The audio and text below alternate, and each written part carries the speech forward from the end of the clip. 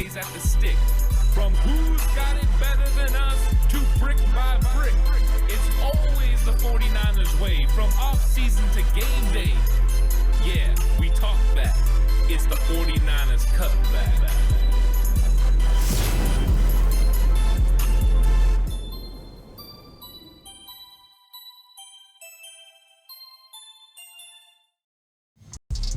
It's 49ers Cutback Podcast time. Welcome to the show, everyone. Very excited for this episode. Get to talk about 49ers versus Steelers. Real football is officially here, everyone. And this is going to be the tale of the tape. Going to get into all the news about the San Francisco 49ers and the Pittsburgh Steelers. And I'm really excited to talk about this matchup. We're going to go through the numbers of last year and kind of get an idea of what those numbers look like. 49ers versus Steelers, offense, defense, special teams, turnovers. Talk about new additions to both teams and how those are going to help each team in this matchup. Week 1 in the Steel City. It's going to be a lot of fun. So I hope you guys are all excited for this one. I know I'm excited to bring it to you because there's a really good matchup here. Pittsburgh Steelers, of course, last year, maybe the numbers don't look exactly what you're looking for. Finished at 9-8. Mike Tomlin continues to make sure he puts out winning football seasons. And the 49ers had a really good year. They started by struggling early on, but then they picked up steam. At one point during the season, they won 10 straight. So San Francisco 49ers definitely knew how to finish the season. But Pittsburgh Steelers were coming along with a young quarterback. They still have young playmakers on offense. And so I think it's an exciting matchup to look at when you're looking at, 49ers and Steelers, is they got some guys there that can really do some damage for, each team. And I'm excited to talk all about it during this episode because the 49ers are going to be matched up against Kenny Pickett. And Pickett has done so good during the preseason, scoring on 5 touchdown drives. It's been absolutely spectacular for him. So this offense is definitely not, trending the way it was last year. It's definitely trending on the upward scale, and a lot of that has to do with some of the new additions that they brought in. We'll talk about that too. So let's go over the Steelers last year. Points per game, about 18 points per game, with the 49ers scoring 26.5. A lot of that comes from the addition of Christian McCaffrey midway through the year, and then the addition of Brock Purdy when he took over against the Miami Dolphins. That's when the 49ers offense started to jump. It's a 7-point jump going, adding Christian McCaffrey, and a 7-point jump going from Jimmy Garoppolo to Brock Purdy. That is really good numbers when you think about it. So spectacular there for them. And then when it comes to the Steelers, everyone expects for there to be an uptick in production as far as points go. They've added weapons on offense. You've seen Allen Robinson be added. George Pickens is going to be coming on this season. He looks spectacular. And then they went out and they got some young guys like Calvin Austin. They brought in Miles Boykin, or brought back Miles Boykin. This is a very talented football team on offense. So it appears the 49ers would have an advantage on offense, but the Steelers are doing some things to help improve their offense as well. And so I think advantage 49ers as far as offense goes, just too many weapons. The Steelers do have Pickett. They have Najee Harris. They have a lot of guys like Deontay Johnson, George Pickens, Allen Robinson, and then Pat Freiermuth as well, and an improved offensive line. So are they going to score 18 points a game in 2023? No. Look for this to go up. How much is going to be the question. They can establish a run game with Najee and then take advantage of these playmakers they have on the outside. Then their numbers could definitely go up. So let's look at the run game. We brought up Najee Harris, and they had a successful year running the football. They averaged about 4.2 yards per carry during the season.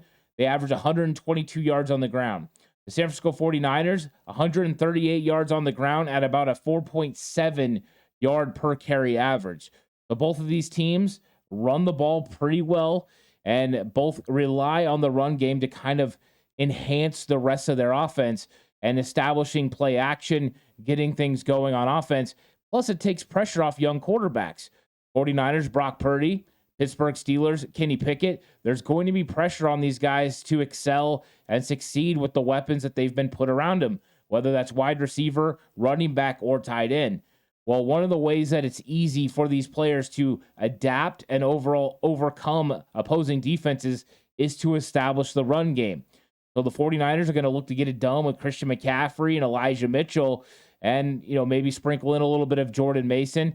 But they have a very eclectic style, whether it's getting McCaffrey in the outside zone, running some gap plays on the inside, or hitting Deebo Samuel on a toss play or a little bit of a jet sweep or something like that. There's a lot of different ways to go about it. Now, what we've seen from Pittsburgh is a lot of motion and a lot of movement, including ghost motion around the quarterback, Kenny Pickett, and they're getting some different looks, getting your eyes to go different directions, and then taking advantage of Freiermuth and Darnell Washington, who they got in the draft, to block on the edge. So how much will that work against the 49ers? I think that's to be determined through the week.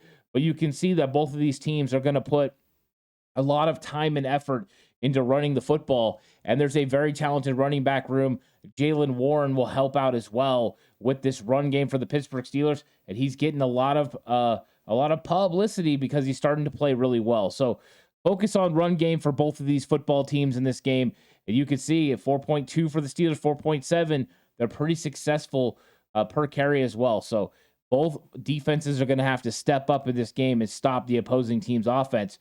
When it comes to pass yards, the 49ers and Brock Purdy have the advantage at 238 yards per game. That you don't expect to take a huge uptick. The way the 49ers go about their offense, a very balanced attack from run game to pass game and extensions of the run game with the quick screens, the bubble screens, and just getting the ball out to their playmakers and letting them make plays with the ball in their hands. When it comes to Pickett, I fully expect this number to go up during the season. Think 315 instead of 215. I know they want to get the run game going with Najee Harris, but he's definitely coming to his own. He's got good pocket awareness. He can use his legs to escape the pocket.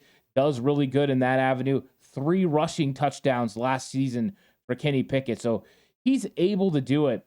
And now you've got weapons for both outside spots and the slot. And a guy that can convert on third down, I think, is really what they were looking for. And Robinson's going to be able to do that. So they've got a very talented group, and 50-50 balls are something Kenny Pickett can throw up there. And these guys can come down with it.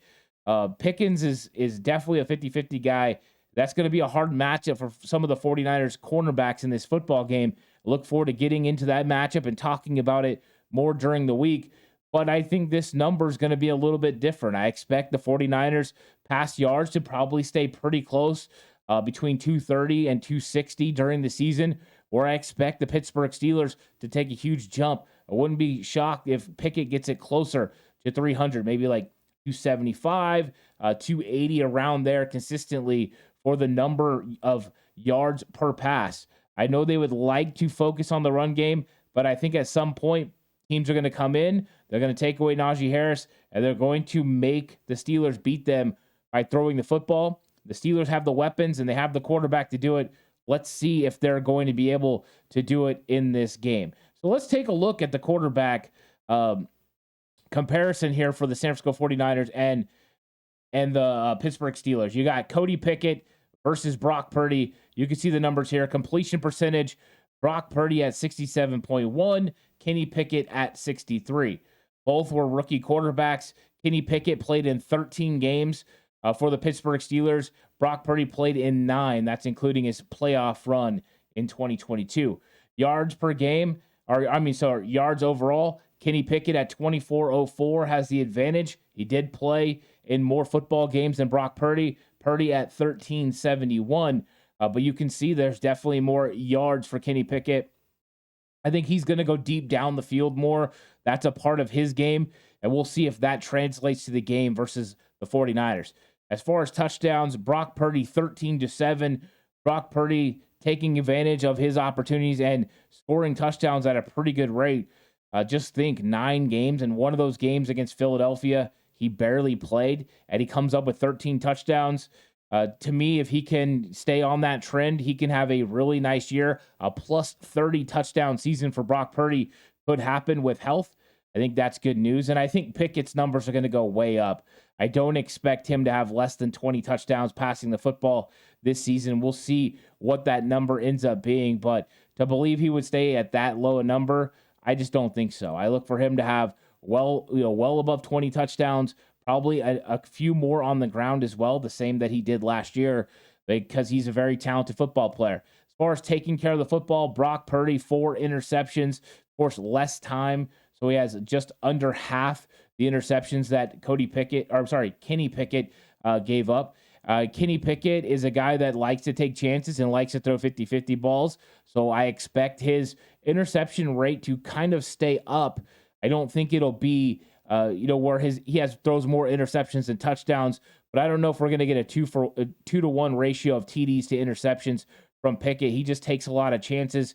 Even watching his preseason games this year, there were some footballs that he puts out there. I know he's got an excellent arm and he likes to challenge, what defenders can do, but we'll see what he does protecting the football. I think that could be a big avenue in this football game, is how each team protects the football. The team that doesn't turn it over usually wins. The 49ers were definitely good in that category. So let's see how Pickett responds.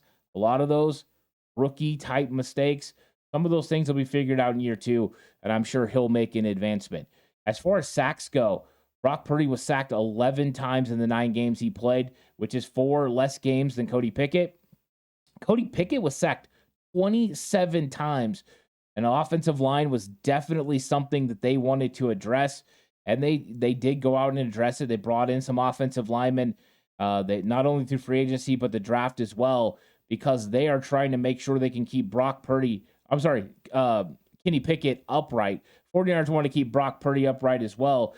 That was the main reason that they weren't productive in the NFC Championship game. Brock Purdy got hurt, so both of these teams don't want to give up those sacks. Both quarterbacks display elusiveness, pocket awareness, and being able to create once they get outside the pocket.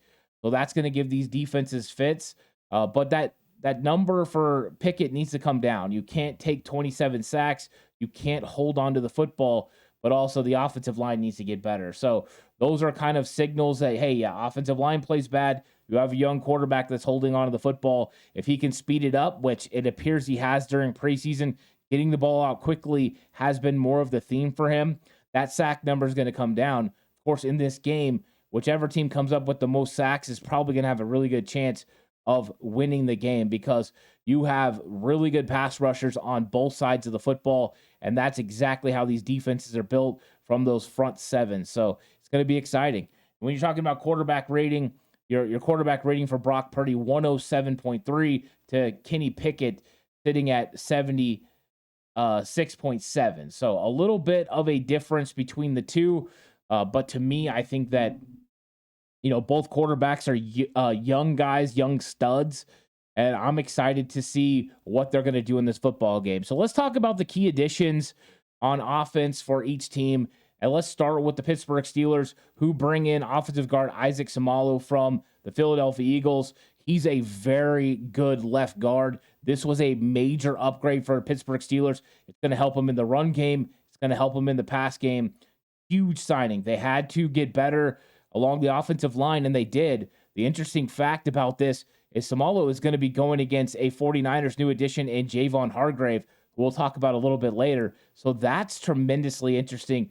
2 former teammates who lined up against each other a lot at practice, going against each other in week 1 in Pittsburgh. So I'm excited for that, but that was a good pickup for Seumalo. And if he can slow down Javon Hargrave and he can get any sort of movement in the run game, that could be big dividends for the Pittsburgh Steelers offense.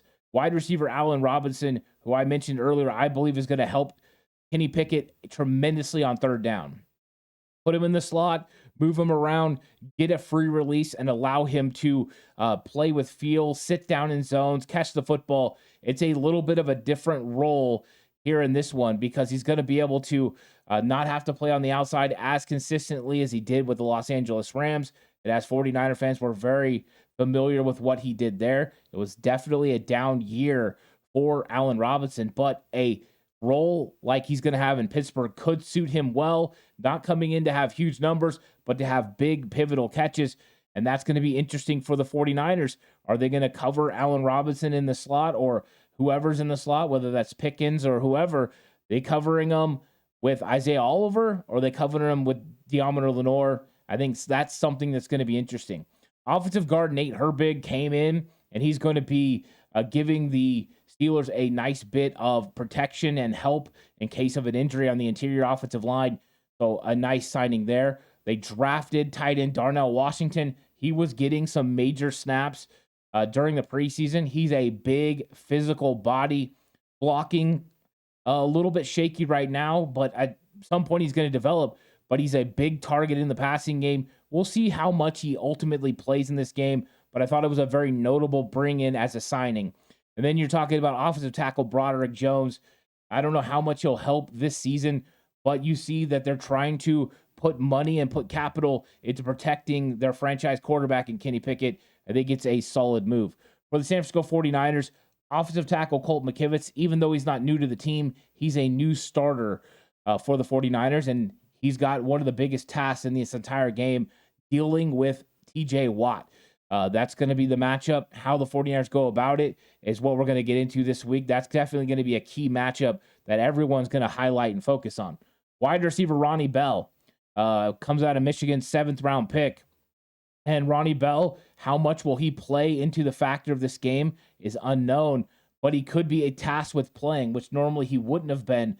Ray McLeod and Danny Gray wouldn't have gotten hurt. The likelihood is Ronnie Bell would have been inactive for this game, but now he might play significant snaps, especially with the kicker up in the air. Jake Moody doesn't play on Sunday. That means that you're going to elevate a kicker from the practice squad, leaving one less spot to maybe bring up a Willie Snead or a Chris Conley to be able to help your wide receiver position. Offensive lineman John Feliciano and offensive lineman Matt Pryor. Both of those guys, of course, Pryor playing tackle, Feliciano playing inside, are additions to the 49ers offensive line. In a case of injury, are going to be going in. So those were key additions for the San Francisco 49ers on offense. Over on the defensive side of the football, both these defenses were pretty good. We've talked about the pass rushers and who they got in those situations. And that's one of the things that I love about both teams is you got two of the best pass rushers in the entire league. TJ Watt, of course, is spectacular. But then you also got Alex Highsmith, who did a really good job. So the 49ers gave up 16.3 points per game, which is fantastic in today's NFL. That's elite status. That's why the 49ers were the number one defense in the entire NFL. There are, of course, changes coming. This will be Steve Wilks' first game as 49ers defensive coordinator. Also, they've had some changes up front. We don't know about Nick Bosa, if he'll be playing in this game. But you've added Javon Hargrave. You're going to have a new edge rusher opposite of Bosa in Cleveland Farrell. He's going to be coming in and playing that starting role, taking over for Samson Ebukam, who left in free agency, taking over for Charles Omenihu, who left in free agency. So the 49ers have some changes along that defensive front that are going to be interesting. We also have questions about Azeez Al-Shire, who leaves, and you fill in with Orrin Burks if he's healthy. If not, it'll be Demetrius Flanagan-Fowles, who plays Sam linebacker. So interesting developments there, but you've got two very good defenses who are both stingy in different things, and they just don't give up very many yards. And that's one of the things that's very clear about these teams.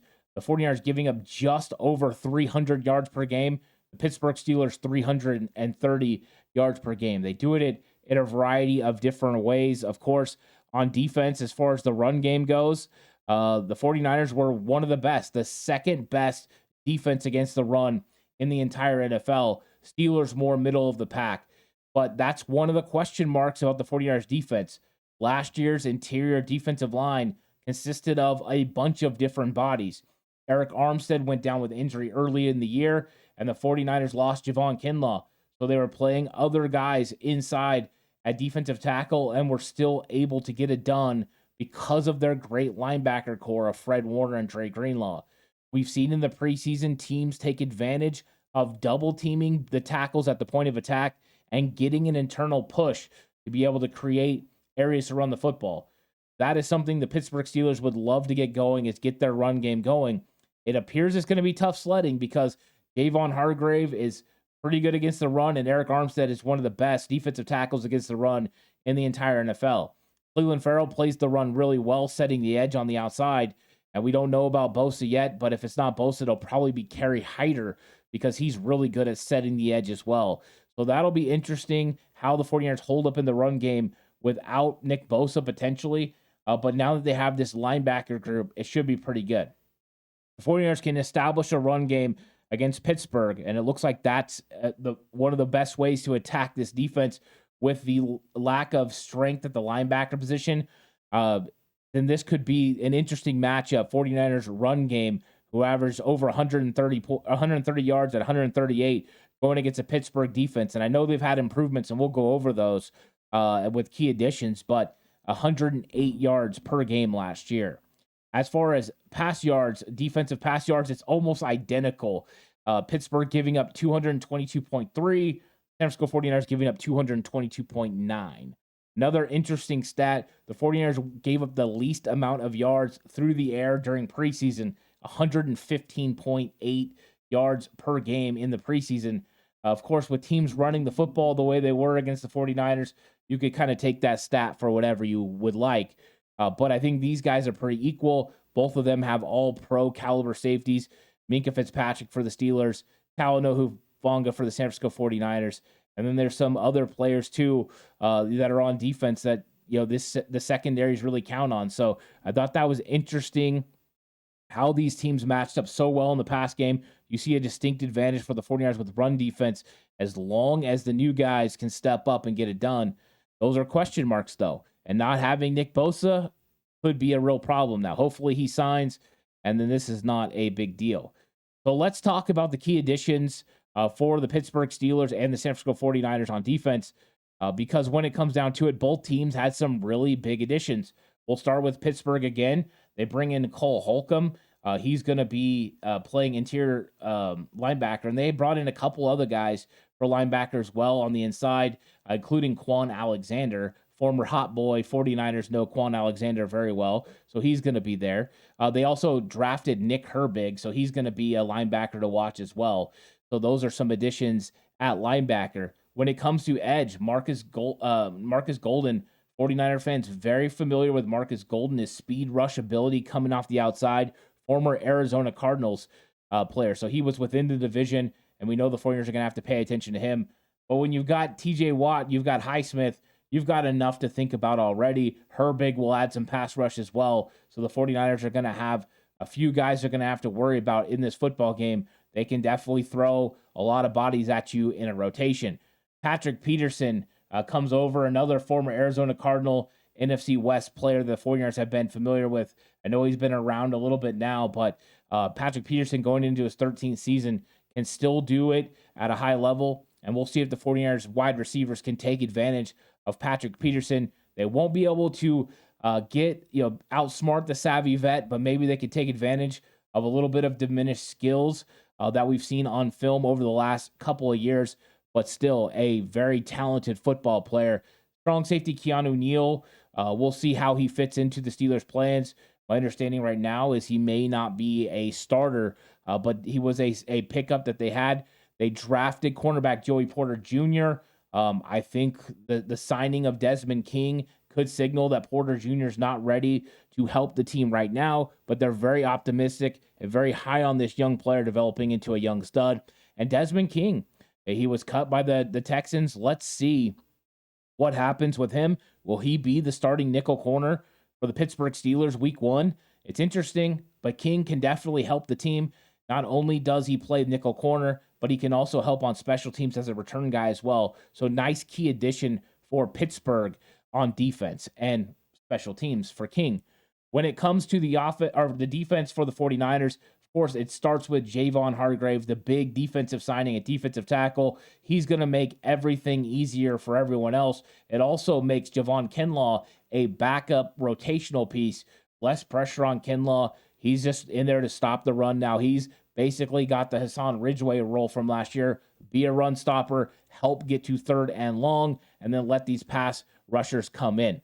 Defensive end Cleveland Farrell, who I spoke about earlier, he'll be starting opposite of Bosa if Bosa's playing. If not, probably opposite of Kerry Hyder. but he establishes and sets an edge really well, and he gets after the quarterback pretty well. We've seen him put some pressure on.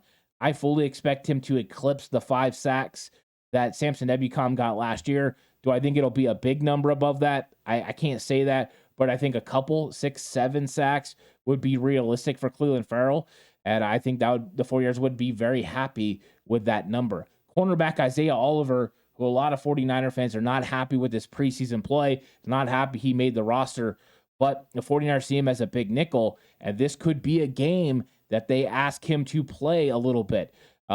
Being able to match up in 12 personnel sets where you get Darnell Washington on the field, or matching up with Connor Hayward, the fullback. Those could be things that he's asked to do depending on what Steve Wilks likes as far as matchups. Not to mention Allen Robinson and some of these bigger wide receivers in the slot. That could be times for Isaiah Oliver to prove why the 49ers wanted him. Also, run game, getting his nose in there, making tackles could be huge for Oliver. Defensive end Austin Bryant, who's going to be a steady part of this rotation early on. He's got speed. We'll see what he does off the edge and if he can put a little bit of pressure on Pickett from the outside. A defensive tackle, Kalia Davis, did not play last year, was on the NFI the entire year. Now he's back. He stays low. He's really strong. He's really fast. Used to be a linebacker at University of Central Florida. Excited to see what Kalia Davis can do for the 49ers. And then, of course, defensive coordinator Steve Wilks had to put that on there because we don't know what kind of defense we're going to get. We know he's fitting into the 49ers defense and their personnel's philosophy and scheme, but he's also bringing over some of his own philosophy. And so what is this defense going to look like? Like the 49ers defense last year? Will it look something like Carolina's did, or will it be a hybrid? That's my guess, a hybrid. And so what will that hybrid be? How much will he blitz? How much will he play man coverage? And how much will he rely on zone the way DeMeco Ryans did? I think those are going to be interesting to see. And with Nick Bosa potentially not being there, he could be looking to manufacture pressure by bringing a lot of blitz packages. And with guys who are great at blitzing like Isaiah Oliver, Talanoa Hufanga, Fred Warner, and Dre Greenlaw, you could definitely do that. Plus, if Deommodore Lenoir is playing the nickel, he's also great coming after the quarterback. So I'm excited about overall that group for the 49ers. So let's talk about the defense and cause turnovers. Turnovers are always a big factor in football games, and the 49ers lived off defensive caused turnovers last year. The defense caused 30, which was one of the top in the NFL, and the Pittsburgh Steelers had 23, which isn't bad at all. So those are good numbers. Both teams are going to want to take advantage of turnovers. We saw that Kenny Pickett had more interceptions thrown than Brock Purdy, but that's something that both teams want to keep down. Turnovers overall need to stay down. We can't have fumbles. We can't have interceptions. So both defenses can provide and create turnovers for their football team. As far as turnovers on offense, the 49ers had 17 turnovers last year. Pittsburgh Steelers 19. Pretty much a dead heat on turnovers that the offense creates. So 49ers created turnovers at a higher level. As far as giving up turnovers, just a slight bit better at holding on to the football, 17 turnovers. And that's the key because you want to have a really good turnover differential. The 49ers plus 13 at turnover differential, causing 30, giving up 17. Plus 13 is very good. That's the kind of thing that helps you get deep in the playoffs and win a lot of football games. Pittsburgh Steelers at plus 4. They definitely want to see this go up. They want to create more turnovers, and they want to turn over the football less. And I think with Pickett being in his second year in this offense, I expect turnovers that they actually commit to be less. And so we'll see if this differential goes up, especially with some of the additions that they had in the secondary. Can they make even more plays? Can Minkah Fitzpatrick create 6 turnovers again like he did last year? 49ers had Tashawn Gibson with 5 interceptions at safety, and the Pittsburgh Steelers had Minkah Fitzpatrick with 6 interceptions at safety. So both just absolutely fantastic at creating turnovers and then not turning it over on offense. 49ers just a little bit better than Pittsburgh, but both pretty good. So this is going to be an exciting matchup. And let's talk about special teams just for a second. 49ers ranked 17th. That was a huge improvement for the year before. And I know most of the time you say 17, that's kind of middle of the road. But when you're talking about coming back from 2021, where they were ranked one of the last 4 in special teams in the entire NFL, new special teams coordinator Brian Schneider came in, and it definitely changed some things. They brought in guys for special teams, George Odom, Oren Burks, Ray McLeod also helping in the return game. And now they have a big question mark. Jake Moody's taking over the kicking duties from Robbie Gould. He is questionable for this game. We'll see if he ends up playing. They say he's trending in the right direction. He did do kicking at practice today, so Jake Moody could be there. If not, it will be Matthew Wright, who kicks for the 49ers. 49ers signed him to the practice squad officially today as well. So it will either be Moody or Matthew Wright. We'll see which one. The main thing is that they get field goals through, because this is going to be a tight one. You go play Pittsburgh on the road, you can't make mistakes, especially missed field goals. Don't leave points on the field. You got to take advantage of it.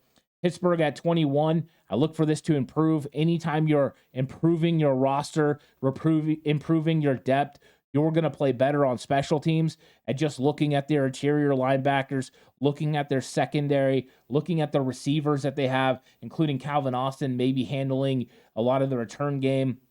If not him, Desmond King. They've done a good job. There should be an improvement here. I expect both of these teams on special teams be nearer to 15, and I'm hoping the 49ers, as long as Moody can play up to expectations, and as long as Ray gets back, that this special teams unit in year 2 with some of the young players that are going to help will go up into and around 10. I think if that's the case, if the 49ers get to inside the top 10 on special teams, they could run the trifecta of offense, defense, and special teams all top 10, and that makes you a very good team because you can rely on complementary football. So I think it's a cool one. It's exciting matchup. We're almost to 49ers versus Steelers week 1. I hope you guys all enjoyed this episode talking 49ers versus Steelers in the tail of the tape, because sometimes you just have to look at those numbers and see exactly who is going to fit where. So I'm excited about this one. Let me know what you think about the numbers. Of course, during the week, more content talking offensive key matchups, defensive key matchups.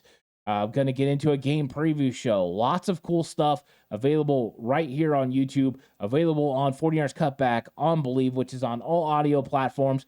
Leave me a 5-star rating. Subscribe to the channel of YouTube if you can. Of course, PSF app coming soon.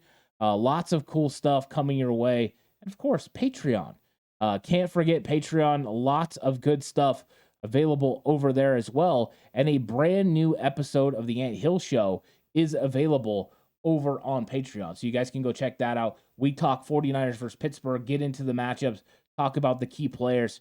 It's a lot of fun. So I hope you guys will all come through for that. And until the next one, stay safe. And remember, the right way is always the 49ers.